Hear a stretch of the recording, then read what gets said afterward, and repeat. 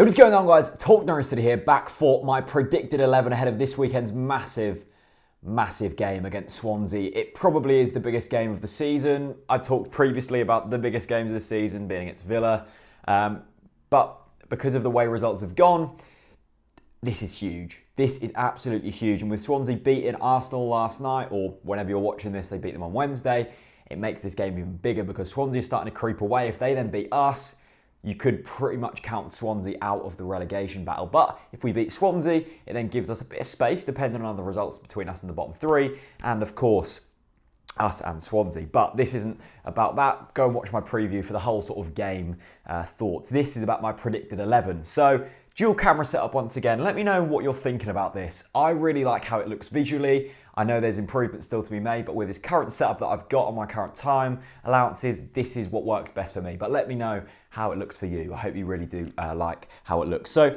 in goal, no questions really for me. Mr. John Ruddy goes in there. I think he's been excellent since he's come back in. He made a few good saves against Chelsea, and he looks like that demanding character that we all remember and that we all love.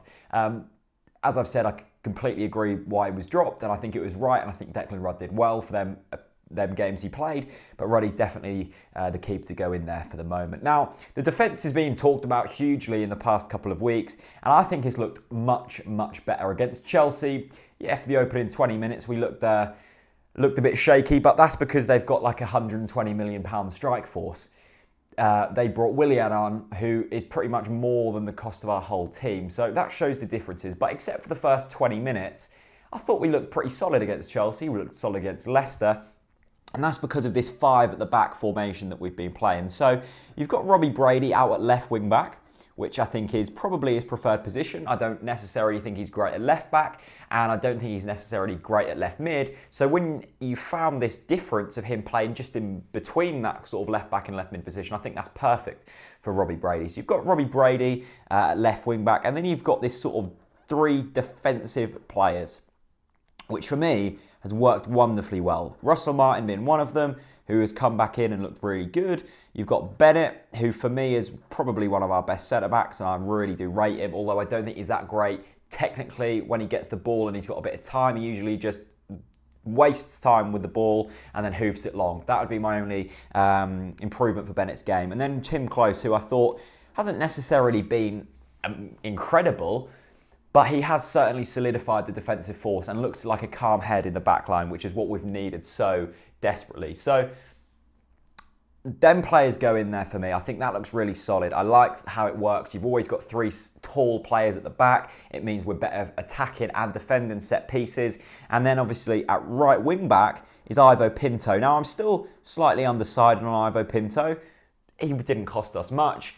It wasn't a huge investment, but I really like the look of him against Chelsea, and I really like the look of him against Leicester because he's in this right wing-back position, and he hasn't necessarily, of course he's got to do his defensive duties, but he's not bogged down with defensive work because that's not the kind of player he is from what I've seen. He likes to get up the pitch, he likes to intertwine with Nathan Redmond, and that's how he works best. That defensive line has worked well for me. I know we haven't picked up many points using it. We've deployed it, I think 3-4 times. Man City away, Leicester away, Chelsea at home. It works really well, and it's not defensive as well. You say to me, "Oh, 5 at the back," I'd automatically think, "Wow, that's defensive." But we looked more defensive when we had 4 at the back, and Bennett was substituted for Mbakani against Chelsea. I think that 5 at the back is a fantastic balance between defence and attack. So now we move into the midfield. The holding 2 for me, it looks like Tete is out for the season, which would be devastating news, but not the end of the world. We could have lost worse players. That sounds horrible, but you know, we're at the business end of the season. So for me, Big Gaz goes in there. I thought just an absolute warrior's performance against Chelsea, running around the bloody massive hole in his head. And I thought he looked really good when he came on. I've been really impressed with Gary O'Neill all season. I can't think of an actual game except for Stoke where he's cost us points. So Big Gaz gets the love off me. And then next to him, I would probably say our player of the season so far, Johnny Howson. just an absolute Rolls Royce of a midfielder and never does anything wrong. And of course, he scored against Swansea in the previous encounter where we beat them. So for me, Johnny Howson goes in there. It's just such a solid midfield pairing. Howson, as I say, every video loves to bomb forward, and Big Gaz just laps up in between here, picking up the pieces, getting holes in his head, and just creating all-round carnage pretty much. Out on the right-hand side, for me, after last game, you can't drop him. Nathan Redmond, and at probably one of his best performances of the season, bar that first 5 games where he was absolutely phenomenal. He's been off the boil recently. So happy to see him back in the squad and performing well. Lovely finish against Chelsea. Created chances, beat his men, wasn't afraid to take on his man. With this new formation, Redmond looks a lot more willing and able to go forwards. And that's what Redmond's all about, you know. He hasn't got to worry as much about his defensive duties in this formation, and it just allows him a bit more freedom, and that's what wingers need. Out on the left-hand side, now, I haven't seen Alex Neil's preview yet. I'm recording it before this, so this could be the wrong choice. But for me, it'd be Stephen Naismith. It's harsh to drop Wes after his fantastic game last time, but Naismith is a better player. And because you've got Brady in here, who's going to be bombing forwards, that allows Naismith to just cut inside slightly, and that's his preferred position, centrally. He doesn't look that great out on the wing, but I think centrally he's a force to be reckoned with. So for me, it'd be Naismith. Of course, if he has got an injury, which none of us are too sure about just yet, then Wes can come in there and he can do a job. But for me, it'd be Stephen Naismith. He's just got a bit more, well, I say he's got a bit more experience, a bit more Premier League experience. Bit younger legs, bit fresher, and I think he'd do a bit of a better job than Wes Hoolahan. Nothing against Wes, though. I think he was excellent against Chelsea. And then up front, Jerome's out of the equation. I've lost complete faith with Jerome. We can't be relying on a striker who needs 10 chances to score 1 goal in this point of the season.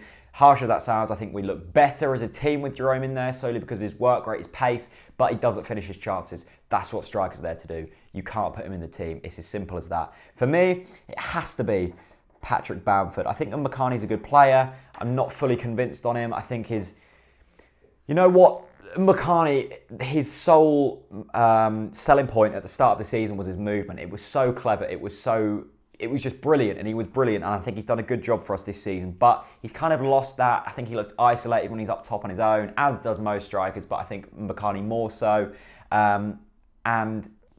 I'm just not convinced at the moment. I think he looks better with 2 up front, but we can't afford to go 2 up front at the moment. So for me, it's Patrick Bamford. I think the brief time I saw him against Villa and the brief time we saw him against Leicester, he looks good. We've all seen him at Middlesbrough.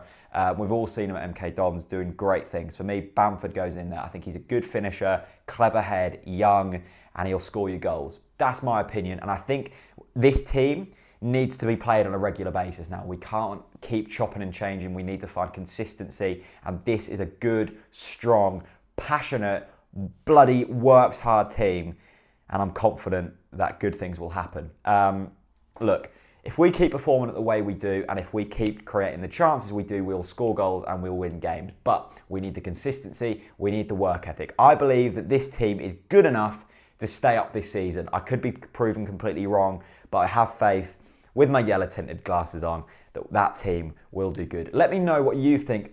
Let's have some talking points. So the defence, 5 at the back. Do we stick with that? The midfield pairing. Do you go with Gary O'Neill? Do you go with Graham Dorrans or someone else? Or Malumbu? I don't know.